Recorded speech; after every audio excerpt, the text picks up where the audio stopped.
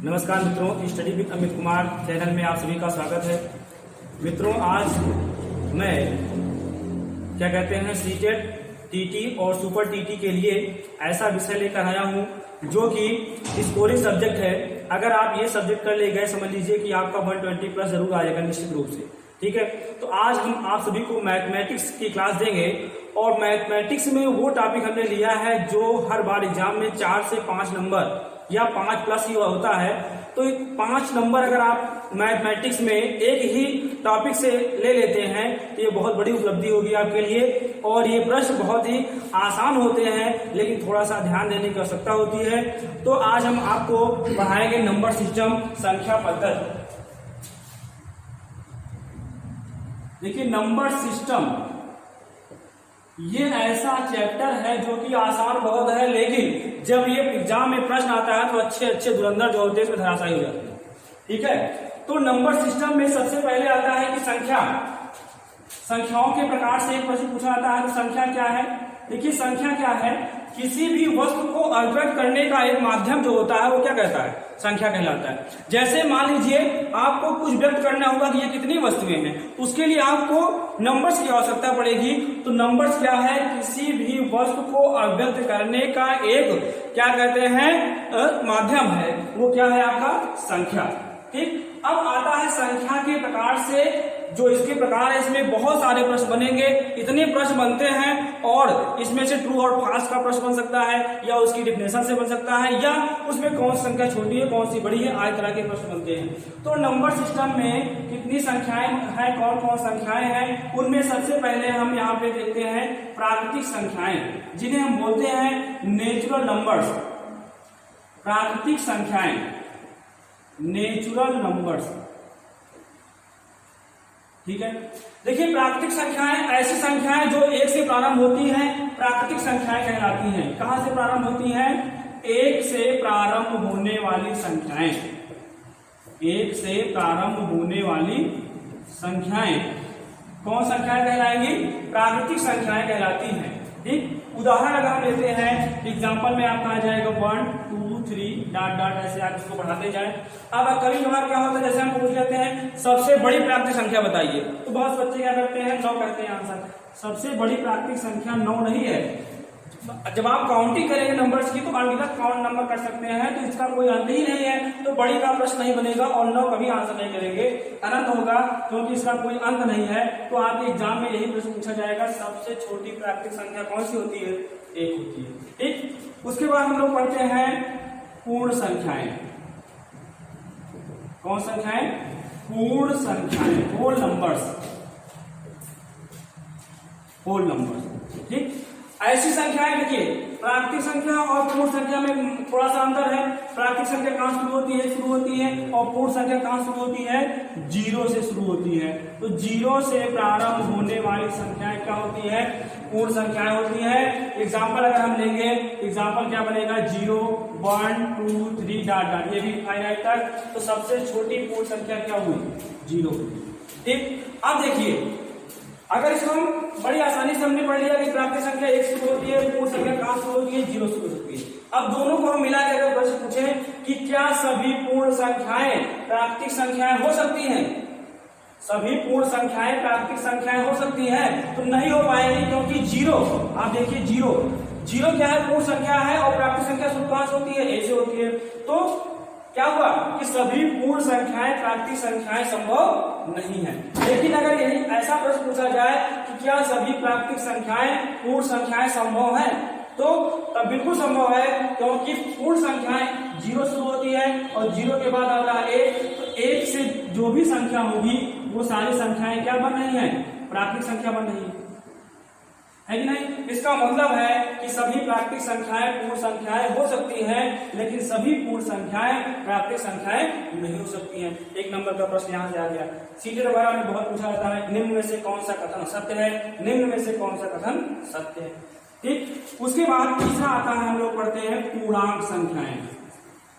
क्या पढ़ेंगे? पूर्णांक संख्याएं, जिसे इंग्लिश में कहते हैं इंटीजर्स। क्या कहेंगे? इंटीजर्स। ठीक है, तो देखिए पूर्णांक संख्याएं क्या है? पूर्णांक संख्याएं देखिए ऐसी संख्याएं जिसमें धनात्मक संख्या भी हो, ऋणात्मक संख्या भी हो और क्या हो, साथ साथ में क्या हो, जीरो भी हो, तो वो संख्या कौन संख्या हो जाएगी, आपकी पूर्णांक हो जाएगी, इंटीजर्स हो जाएगी। देखिए इसको अगर आपको समझना है तो इसको समझने के लिए एक बहुत ही आसान तरीका है कि आप लाइन ग्राफ बना लीजिए। लाइन ग्राफ में क्या होता है कि बीच में क्या होता है, जीरो होता है और इसके दाहिनी तरफ क्या होती है, सारी पॉजिटिव नंबर्स होती है, +1 +2 +3 +4 डॉट डॉट, और इसके बाईं तरफ सारी नेगेटिव नंबर्स होती है, -1 -2 -3 -4 डॉट डॉट। ठीक है, तो अगर कोई भी नंबर ग्राफ है, नंबर ग्राफ में जो आप नंबर ड्रा करते हैं वो सारी नंबर्स क्या होती है, इंटीजर्स होती है, पूर्णांक होती है। अब देखिए इंटीजर से एक प्रश्न आपका हम यहाँ बना सकते हैं कि जैसे आपसे पूछा जाता है बताइए 3 बड़ा है कि 4, तो आप कहते हैं 4 बड़ा है। क्यों बड़ा है, क्योंकि लाइन ग्राफ पर जो 4 है और जो 3 है, 4 3 के दाईं तरफ है, इसलिए क्या है, बड़ा है। ठीक, अब अगर कभी कभी कंफ्यूज करने के लिए आपसे पूछा जाए कि -1 बड़ा है कि -2, तो काफी लोग गलत कर देते हैं। -1 बड़ा है कि -2, तो ये हम लोग कहते हैं कि -2 छोटा है, -1 क्या है, बड़ा है।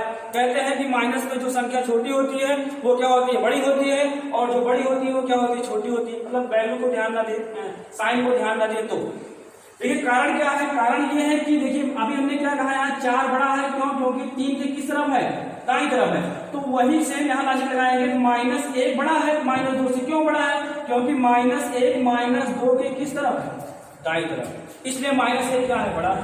ठीक, ये प्रश्न। दूसरा आपका क्वेश्चन ये बनता है कि -3 बड़ा है कि 0, इसमें बहुत डाउट होता है, -3 बड़ा है कि 0। तो देखिए -3 यहाँ पे है लाइन ग्राफ पर और 0 कहाँ पे है, यहाँ पे। अब बताइए दाहिनी तरफ कौन है, -3 है कि 0 है, तो 0 -3 की दाहिनी तरफ है, इसलिए नंबर्स कौन सी बड़ी होगी, 0 बड़ी होगी। तो -3 और 0 में कौन सी नंबर बड़ी है आपकी, 0 बड़ी। ठीक है, अब इसी नंबर्स का प्रयोग आप कहीं भी कर सकते हैं, खाता और वाणी में कर सकते हैं, लासा मासा में कर सकते हैं, कहीं भी प्रयोग करके आपसे क्वेश्चन कर सकता है। इसलिए आप जानते रहिए कि निगेटिव में क्या होता है कि जो वैल्यू छोटी होती है, मतलब जैसे -2 और -1 में 2 और 1 की बात कर रहे हैं, 1 छोटी है तो क्या होगी, वो बड़ी होगी, और जो बड़ी होती है वो क्या होती है, छोटी होती है। या आपका सीधा सीधा कॉन्सेप्ट जो दाहिने तरफ होगी लाइन ग्राफ की वो बड़ी होगी, बाकी क्या हो जाएगी, छोटी हो जाएगी। ठीक है, तो ये हो गए पूर्णांक संख्याएं। ठीक, उसके बाद चौथी में पढ़ते हैं संपूर्ण संख्याएं। कौन संख्याएं हैं, संपूर्ण संख्याएं, जिसे हम कहते हैं परफेक्ट नंबर्स। क्या कहते हैं, परफेक्ट नंबर। एक चीज आप देखिए, आप देख रहे हैं पूर्ण संख्या, पूर्णांक और संपूर्ण। देखिए सब में पूर्ण लगा हुआ है। ठीक, और अगर इसमें थोड़ा सा भी आप कोताही कर दिए समझने में तो आपका प्रश्न बिल्कुल गलत हो जाएगा, आप कुछ नहीं कर सकते हैं, क्योंकि आपको ये डाउट है पूर्ण, पूर्णांक और संपूर्ण में ही, तो आप आंसर क्या करेंगे, आप कुछ नहीं कर पाएंगे। इसलिए तीनों शब्दों को अच्छे से समझना है। कुछ लोग पूर्ण और संपूर्ण कहते हैं एक ही भाषा है, भाई पूर्ण है वो संपूर्ण है, ऐसा नहीं है।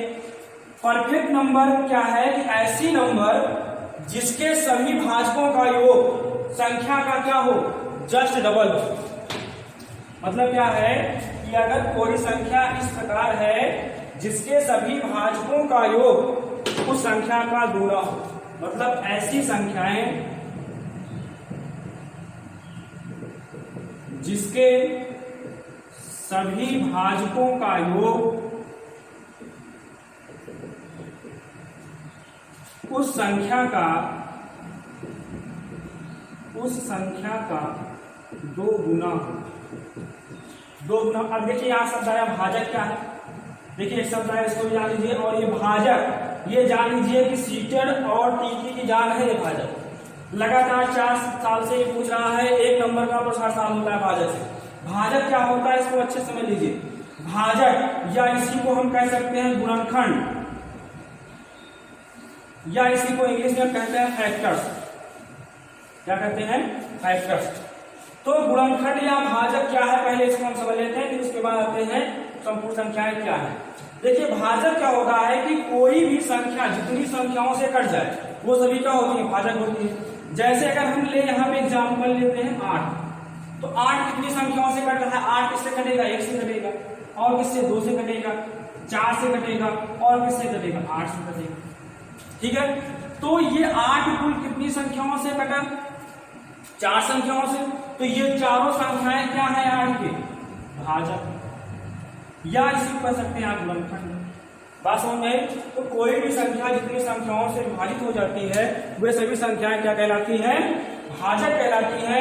आते हैं हम लोग परिभाषा पे कि जो हमने परिभाषा पढ़ा इसको एग्जाम्पल लेते हैं। इसका एग्जाम्पल होगा आपका पहला है आपका 6।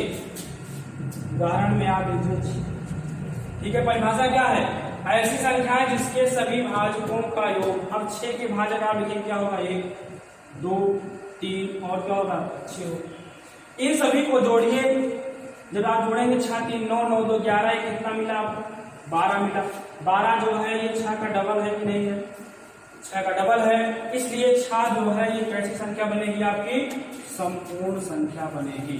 तो प्रश्न अगर कभी पूछा जाए कि निम्न में से कौन सी संख्या संपूर्ण संख्या है, तो आप इसको रट लीजिए कि 6 जो है वो संपूर्ण संख्या है। और इसके बाद दूसरी जो नंबर्स मिलेगी वो आपको मिलेगी 26 26। इसके भी आप सभी भाजक निकालेंगे और जोड़ेंगे, इसका योगफल कितना मिलेगा? 52 मिलेगा। तो आप 2 नंबर सोच लीजिए, आपके हर एग्जाम में यही 16 नंबर्स में कोई ना कोई एक ऑप्शन में लिखा रहेगा और आपको ज्यादा पढ़ने की आवश्यकता नहीं है, ठीक है। सबसे छोटी जो संपूर्ण संख्या बनेगी वो क्या बनेगी? आपकी 6 बन जाएगी। उसके बाद 26, आगे भी जो नंबर्स मिलेगी इनको टेस्ट करने में थोड़ा सा प्रॉब्लम आती है, इसलिए 2 नंबर्स आप जानते रहे, 6 और 26। तो अब आप क्लियर हो गया पूर्ण, पूर्णांक और संपूर्ण में क्या अंतर है। पूर्ण और संपूर्ण अलग अलग है। पूर्ण 0 शुरू होती है, संपूर्ण भाजकों का योग संख्या का डबल होना चाहिए, ठीक है। तो ये आपका था। उसके बाद हम लोग आगे बढ़ते हैं। आगे आपका होता है सम संख्याएं। क्या है आपका? सम संख्याएं, इवन नंबर्स, ठीक है। देखिए सम संख्या क्या है? सम संख्या ऐसी संख्याएं जो 2 से विभाजित हो जाएं, वो सभी संख्याएं क्या होती हैं? सम संख्याएं होती हैं, ठीक। जैसे आपका 2 4 6 8, ठीक है। ये सभी संख्याएं क्या हैं? सम संख्याएं हैं, ठीक। तो सम संख्याएं ऐसी संख्याएं जो 2 से कट जाएं, 2 से विभाजित हो जाएं, वो सभी संख्याएं क्या होती हैं? आपकी सम संख्या होती हैं। एग्जाम्पल क्या हो जाएगा आपका? 2 4 6 8 डाटा, ठीक। ये हो गया आपका सम संख्या। इसके बाद हम लोग पढ़ते हैं विषम संख्याएं। विषम संख्याएं जो होता है आपका ऑड नंबर्स, ठीक है। ऐसी संख्याएं जो 2 से विभाजित ना हो, जो 2 से विभाजित ना हो, ठीक है। उदाहरण जब आएगा तो ये क्या होगा आपका? 1 3 5 7 9 11 डाटा, ठीक है। सबसे छोटी विषम संख्या क्या बनेगी आपकी? 1। बहुत ही कंफ्यूज रहते हैं लोग कि सबसे छोटी विषम संख्या कौन सी होती है। शुरुआत कहां से कर देते हैं? 3 से। क्यों करते हैं? क्योंकि परिभाषा है 2 से विभाजित ना हो, ठीक है। तो 2 के बाद 3 आता है, इसलिए ज्यादातर लोग हम लोग किसे शुरू कर देते हैं? 3 शुरू कर देते हैं। लेकिन वास्तव में होता क्या है? सबसे छोटी विषम संख्या 1 होती है, ठीक है। अब देखिए अगर हम विषम संख्या के बारे में करें तो जैसे आपने देखा था प्राकृतिक संख्या से छोटी कौन सी हुई? 1। विषम संख्या से छोटी कौन सी हुई? 1 हुई, ठीक। उसके बाद अगर हम आगे बढ़ेंगे तो आगे हम लोग पढ़ेंगे भाज्य संख्याएं। क्या है? भाज्य संख्याएं, कंपोजिट नंबर्स। देखिए भाज्य संख्याएं, भाज्य संख्याएं क्या है? ये भी आपका बहुत महत्वपूर्ण है, यहां से प्रश्न पूछा जाता है भाज्य संख्याओं से, ठीक है। इसको अच्छे से समझना है। भाज्य संख्याएं कोई भी संख्या, ऐसी संख्या जिसके पास 2 से ज्यादा फैक्टर हो, जिसके पास 2 से ज्यादा फैक्टर्स हो, वो संख्याएं क्या होती हैं? भाज्य संख्याएं कहलाती हैं। कहने का मतलब 2 से ज्यादा फैक्टर क्या होगा?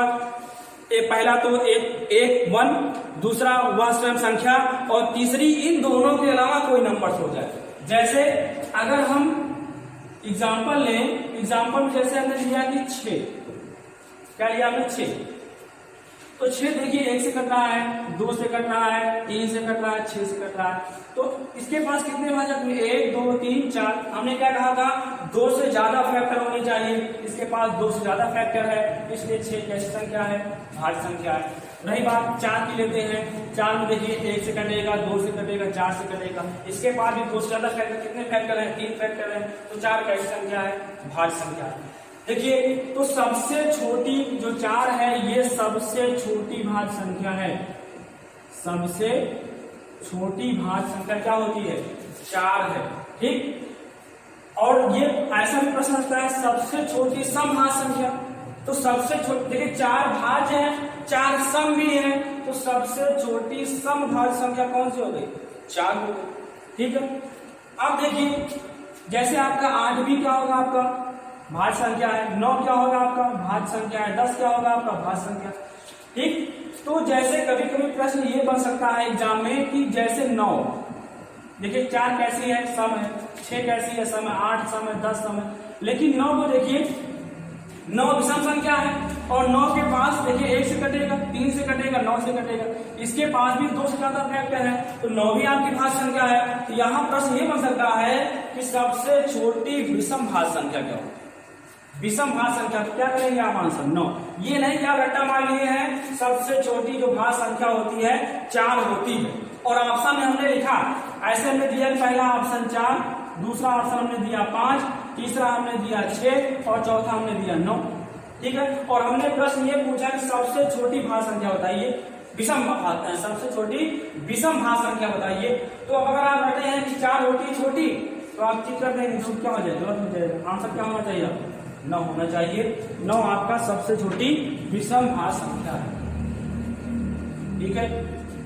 इसके बाद आगे बढ़ते हैं तो आता है आपका अभाज्य संख्या, प्राइम नंबर। अभाज्य संख्याएं, प्राइम नंबर्स, ठीक है। देखिए अभाज्य नाम है इसका। अभाज्य ऐसी संख्या जो किसी से ना भाज्य हो, मीन जो किसी से ना विभाजित हो, वो संख्याएं क्या होती हैं? अभाज्य संख्याएं कहलाती हैं। अब अभाज्य, लेकिन मतलब इसमें 2 संख्या जिससे 1 से कट जाए और खुद से कट जाए उसको नहीं काउंट करते हैं। मतलब इन दोनों के अलावा कोई तीसरी नंबर इनको ना काट पाए तो क्या होती है? आपकी अभाज्य संख्या होती है।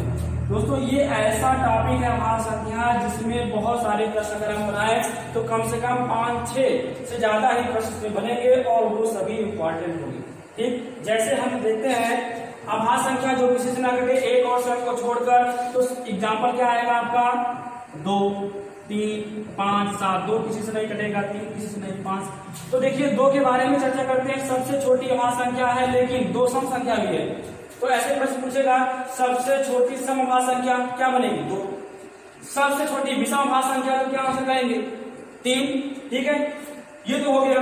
अब कभी कभी क्या होता है, जैसे एक बार एग्जाम पूछा गया था कि 1 से लेकर 120 तक कुल कितनी अभाज्य संख्या है? 1 से लेकर 90 तक या 100 तक कुल कितनी अभाज्य संख्या है? तो ये अगर आप ये नहीं पता है, आप इनको टेबल बना के नहीं रटे हैं, तो आप 1 से 100 तक गिनती काउंट करेंगे, उसमें ढूंढेंगे कौन सी अभाज्य है, तो आपका समय क्या होगा? वेस्ट हो जाएगा। इसलिए मैं आपको बता रहा हूं 1 से लेकर 100 तक अगर आप प्राकृतिक संख्या लेंगे तो इसमें आपको मिलेंगी कुल 25 अभाज्य संख्याएं मिलेंगी। कितनी अभाज्य संख्याएं मिलेंगी? 25 अभाज्य संख्याएं आपको मिलेंगी। ये टेबल बिल्कुल आप रख लीजिएगा, हर एग्जाम में आपका महत्वपूर्ण होगा। और कैसे होगा अभी मैं आपको बता रहा हूँ। 1 से लेकर 100 तक में कुल कितनी अभाज्य संख्याएं? 25। 1 से लेकर 50 तक में कुल कितनी अभाज्य संख्याएं? 15, ठीक है। तो वहीं पर 50 से लेकर 100 तक में कुल कितनी अभाज्य संख्याएं? देखिए 1 से 100 में 25, 1 से 50 में कितना? 15। तो 50 से 100 में कितना हो जाएगा? सीधी सी बात है, 25 और 15 कितनी हो जाएगी? 10 अभाज्य संख्या हो जाएगी, ठीक। अब जो एग्जाम टीटी में पूछा गया था कि 1 से लेकर 120 तक कुल कितनी अभाज्य संख्या है? देखिए 100 तक तो हमको पता है ये कितनी है? 25। अब हमको आसानी ये हो गई जब ये पता रहेगा तो 100 से 120 तक केवल चेक करना है कितनी अभाज्य संख्या, आसानी से चेक करेंगे और 25 में क्या कर देंगे? ऐड कर देंगे। हमको क्या मिल जाएगी? टोटल प्राइम नंबर्स मिल जाएगी आसानी से। तो ये टेबल आप याद रखिएगा कि इनमें से मतलब कितनी कुल अभाज्य संख्याएं होती हैं। 1 से 100 में 25, 1 से 50 में 15, 50 से 100 में कितनी अभाज्य संख्याएं? 10, ठीक है। तो ये देखा आपने कितना प्रश्न। पहला प्रश्न सबसे छोटी अभाज्य संख्या 2, समअभाज्य संख्या भी 2, विषम अभाज्य संख्या छोटी में 3, और ये आपका मैंने आपको बताया ही, ठीक है। ये 3 टेबल आपको याद रखना है। समझ में आया? पांचवा प्रश्न आपका जो बनता है अभाज्य संख्याओं से 4 ऑप्शन देगा और पूछेगा निम्न में से कौन सी संख्या अभाज्य है। ठीक है, ऐसे देखिए, जैसे आपसे बस ये पूछ सकता है, 4 ऑप्शन हमने दिया, पहला ऑप्शन, दूसरा, तीसरा और चौथा। यहाँ पे हमने आपको दिया है 173, यहाँ पे हमने दिया आपको 243, ठीक, यहाँ पे हमने दिया आपको 159, ठीक, और यहाँ पे हमने दे दिया 1000। ठीक, अब हम चारों ऑप्शन में आपसे ये पूछ रहे हैं कि बताइए चारों में से कौन सी संख्या ऐसी है जो अभाज्य संख्या है। ठीक है, तो अभाज्य संख्या में देखिए यहाँ पे तो थोड़ा सा आसानी हो सकती है, 3 अंकों की संख्या है, 173, 243, 159, इस तरह से। तो आप क्या करेंगे, कैसे जाने की कोई संख्या अभाज्य है और कोई संख्या अभाज्य नहीं है? तो सबसे पहले हम पहला ऑप्शन लेते हैं 173 हमने लिया। ठीक, अब इसको हमें टेस्ट करना है कि कौन सी संख्या इसमें से अभाज्य है। पहला ऑप्शन चेक करने चल रहे हैं। अब 173 को पहले आप देखिए कि ये किस संख्या के वर्ग के एकदम नजदीक है। तो जैसे आपको वर्ग याद होना चाहिए, 11 कितना होता है 121, 12 कितना होता है 144, 13 कितना होता है 169, ठीक है, 14 कितना होता है 196। तो यहाँ पे देखिए कि एक मतलब कि 173 किन संख्या के वर्ग के एकदम नजदीक है। तो देखिए 13 का 169 है, इससे कम है, तो 14 का आप देख रहे हैं इसके नजदीक माना जाएगा।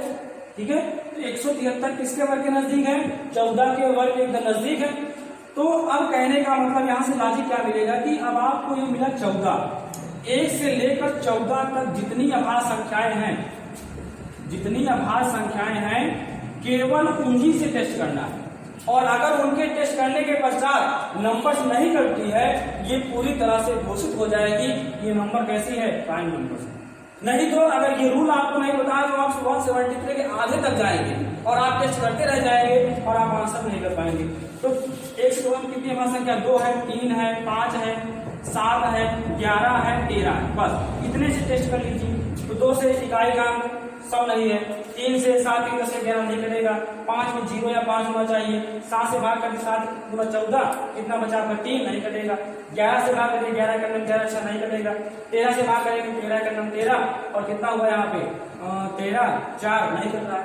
तो इसका मतलब जो पहली नंबर है वो वही क्या है आपकी प्राइम नंबर। ठीक है, तो इस तरह से आप क्या करेंगे, अभाज्य संख्याओं का चेक करेंगे।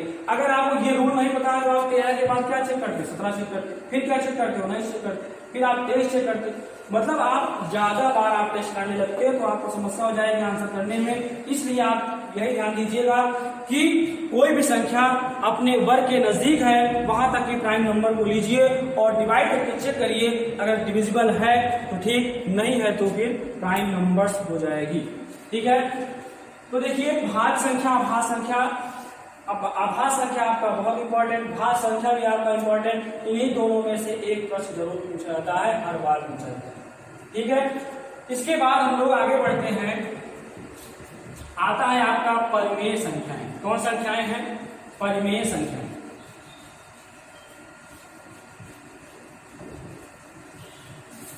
ये आपका ये भी बहुत महत्वपूर्ण है परिमेय संख्या, रेशनल नंबर्स। देखिए परिमेय संख्याएं,